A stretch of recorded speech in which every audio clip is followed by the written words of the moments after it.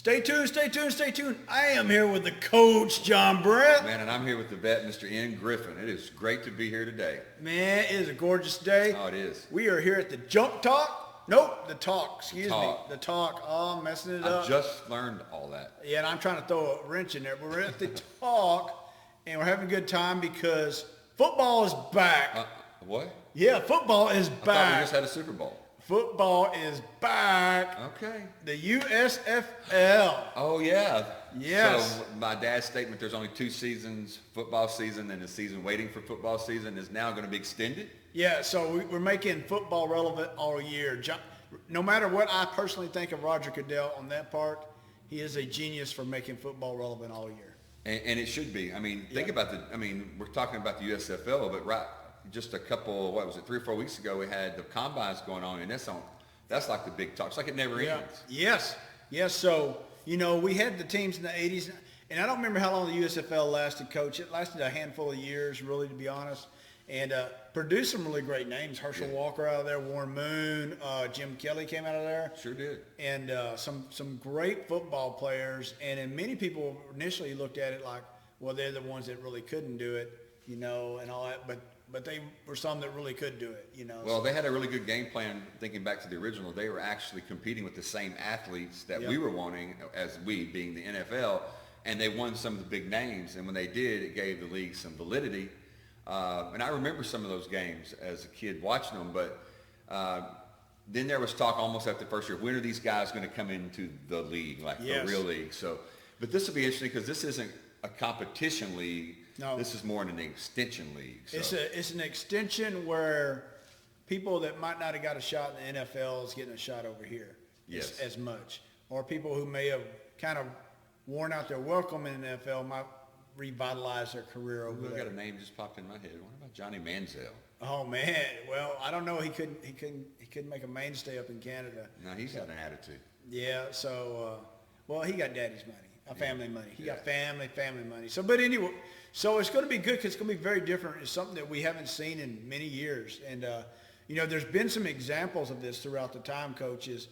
The McMahons came out with XFL and where, you couldn't fair catch, and they had some gimmicks in there about stuff like that. And I like that, but it didn't last, Well, I believe there's still the Arena Football League going on now. I don't know. Is it not? I don't know. It was just a few years ago, and then watching the Kurt Warner story, when I went and saw that around Christmas time, how he continued his career playing for an arena league, and that's kind of where he got seen to get picked up by the Rams.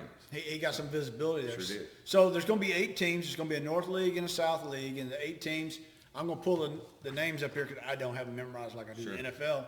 We got the Michigan Panthers, New Jersey Generals, Philadelphia Stars, and Pittsburgh Maulers. I don't know where there's a single star in Philadelphia, but I'm just throwing it out there for my hatred of Philadelphia. In the South, you got the Birmingham Stallions, the Houston Gamblers. Remember, Kenny Rogers was involved in that franchise at the very beginning. And the New Orleans Breakers and the Tampa Bay Bandits. Now, there are some things I see here, and I would have loved to see the NFL go a little bit kind of sort of different route, but I think they went for the nostalgia effect of the USFL, the original names and locations.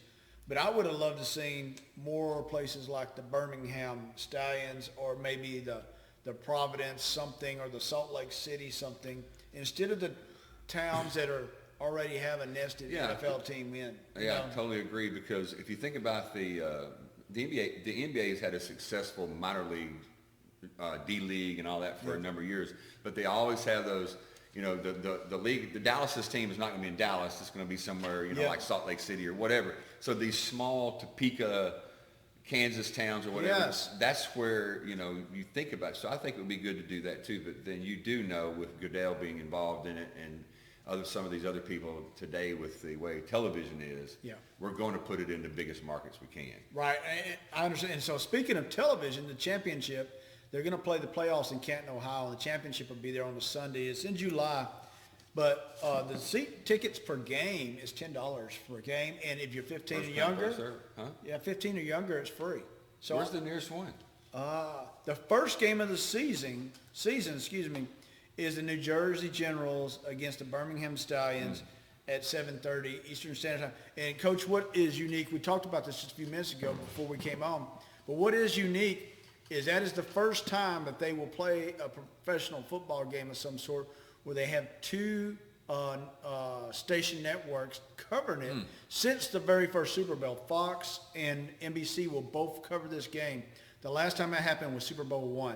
So that's kind of It's interesting, but it also begs the question of why don't we do that more in the NFL if they're going to allow it to do it here? Because there's times that I can't watch the Cowboy game if I'm in a certain area, or like me being a Cowboys and a Chiefs fan, sometimes I don't get to see the Chiefs if, let's say, the Saints and the Cowboys are playing at the same time of the Chiefs. For some reason, people want me to watch New Orleans games. And I mean, they had one year and they put the bags over the head for most of their life, and they should put them back on.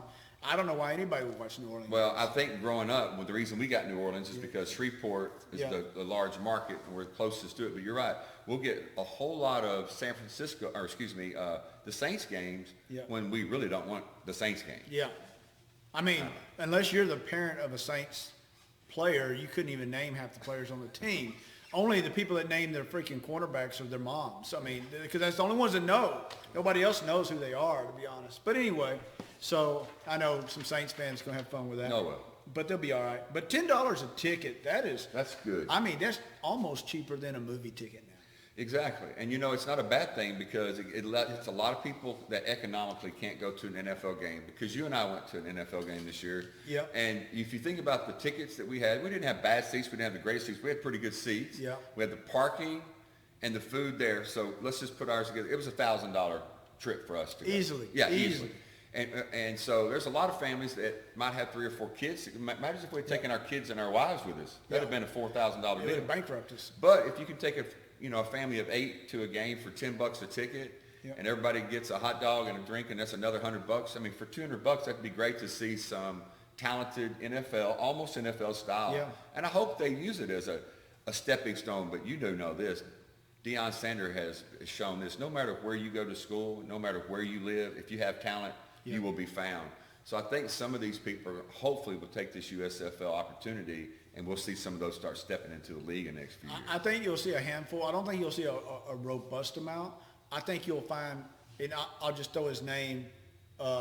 He plays in the Cowboys, but you'll find a little Tony Pollard out of it, or something like that. That you're going to find a niche running back. You're going to find a quarterback that well, maybe we didn't talent assess him the right way. Right. You're not going to find 10 of them come out there. You're going to find 1 or 2, probably not each skill set, but each one lineman, one defensive lineman like that, and things like that. Secondary, and but that'll be good because that's just another way to get people into the NFL, to be honest. And so the last thing I got is I was really surprised on.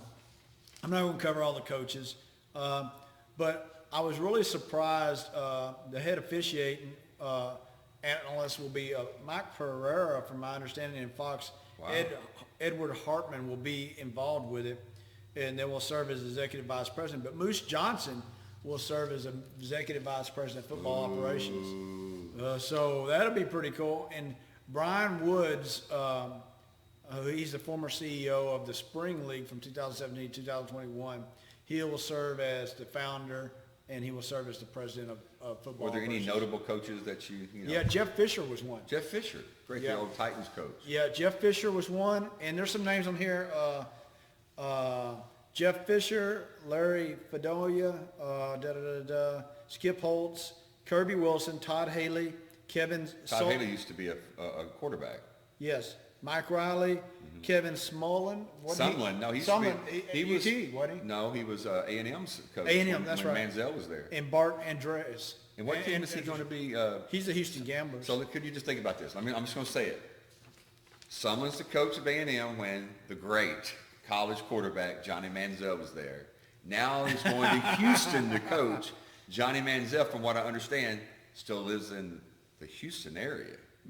I don't know who they drafted, because the first picks they all drafted quarterbacks, and I don't know if that was they all had Design. to or what. Everybody gets your quarterback, and then you move on. I need to look at that list.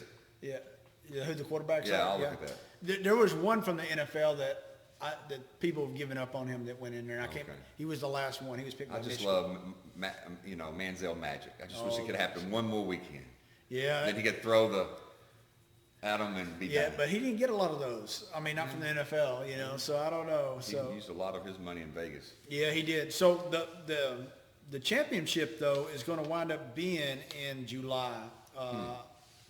That's very smart if you think about it, because when does the full swing of camp going on? Is it in July? We're in full camp. Yeah, it's July 3rd is when it starts, and then the full swing of camp comes in. Yes. And at the end of July, you have the other Canton game, the Hall of Fame game. Oh, yeah. So So they're really trying to prop up Canton a lot. You Yeah. know what I'm saying? And get more people out there to Canton. So if we look at it in reality, we actually have the camp starting for the NFL all the way through the Super Bowl, which is first week or so of February, right? Yeah.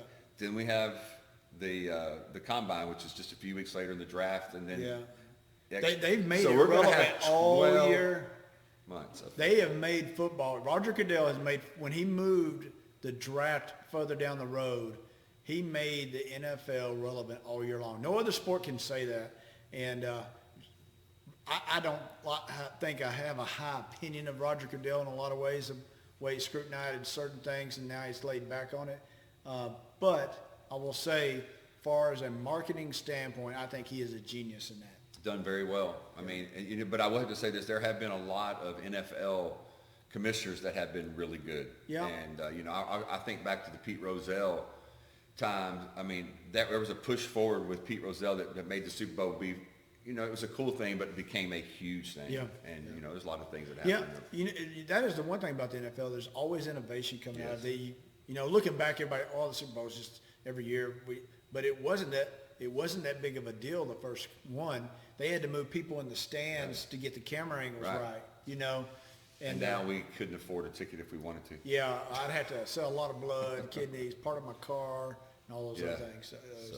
So we just want to throw this out here because it's time for us to see those Birmingham Stallions helmets. Houston Gamblers. The Houston Gamblers. Manziel drops back. Philadelphia Stars, whatever that means, because I don't believe there's a single star in Philadelphia.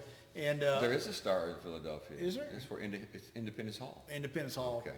But, other than that, and Rocky, there's two of them. There's Rocky. They should have the Philadelphia Rocky. That's the first what they should American name Ben Franklin. it. Yeah, Philadelphia Rocky. Yeah. And the Tampa Bay Bandits, well, I guess the Buccaneers, the Bandits. That's kind of That's kind good. All right. So, All right. Well, hey, that's it from us. We just want to toss a quick one out on the USFL. We know you football fans are getting hungry and excited about all this, so I'm going to throw it over to the coach. And to the vet. It is time for us to say something like, stay tuned, stay tuned, stay tuned.